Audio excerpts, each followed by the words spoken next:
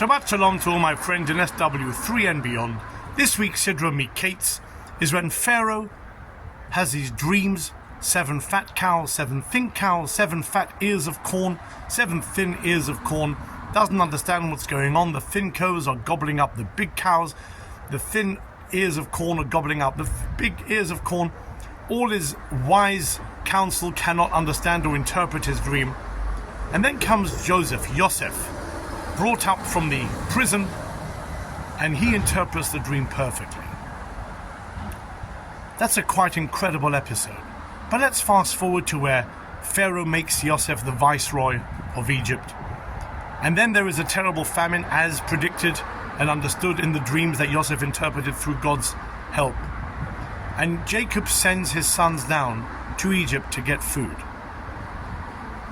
It has been a few years, and the sons don't recognize Yosef, but he recognizes them. And everyone asks, how can you not recognize a sibling? How can you not recognize a brother?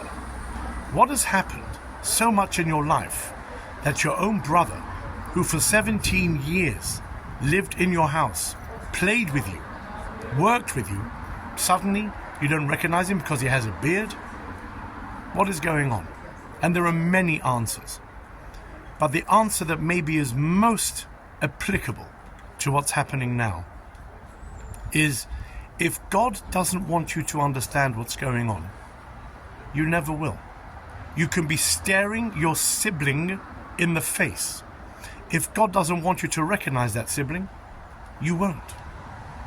We are living in a time of real darkness. Hanukkah has just come and gone, today being the last day. 8th day of Hanukkah, where lights all over the world are shining bright. And yet, the illumination of what's happening, we still don't know. But God does.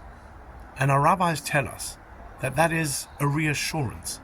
That even if we think we know what's going on, or even if we don't see what is staring in front of us, God does. And God has a plan. And we hold on dearly to that belief and that faith, that the plan that God has for us is a good one, and it ends in joy, in happiness, and eternal light. Good Shabbos.